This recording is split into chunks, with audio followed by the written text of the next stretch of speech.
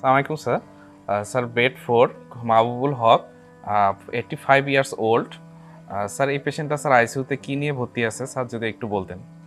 আচ্ছা, এই পেশেন্টটার একটু আগের ইতিহাস আছে। সেটা হচ্ছে ঈদের আগেও একবার ইনি ভর্তি হয়েছিলেন বয়সজনিত কিছু কমপ্লিকেশন নিয়ে।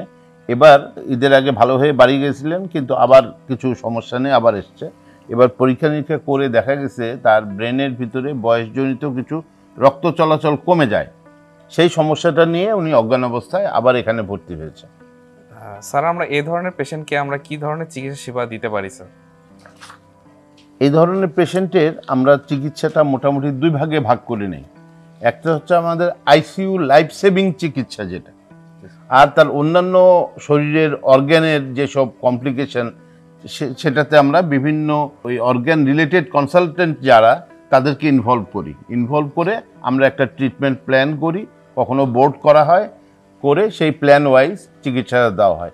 কিন্তু লাইফ সাপোর্টটা পুরোপুরি আমরা আইসিইউতে মেনটেন করি। এটা আমাদের প্ল্যান আর কি, যে আমরা সবাইকে ইনভলভ করি। এটা মাল্টিডিসিপ্লিনারি একটা অবস্থান আইসিইউ, সেখানে আমরা অল কনসালটেন্টদের তার যে সমস্যা আছে তাদেরকে ইনভলভ করে চিকিৎসাটা ব্যবস্থা আমরা ঠিক করি। স্যার বর্তমানে পেশেন্টের কন্ডিশন সম্বন্ধে স্যার একটু বিস্তারিত বলতেন।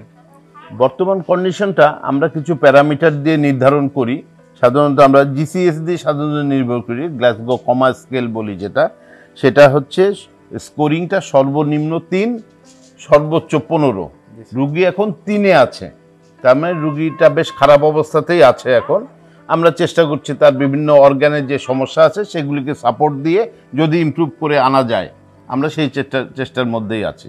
মুমূর্ষু রোগীর নিবিড় পরিচর্যার জন্য রংপুর কমিউনিটি মেডিকেল কলেজের আইসিইউ একটি অনবদ্য ও জাগ্রত প্রতিষ্ঠান।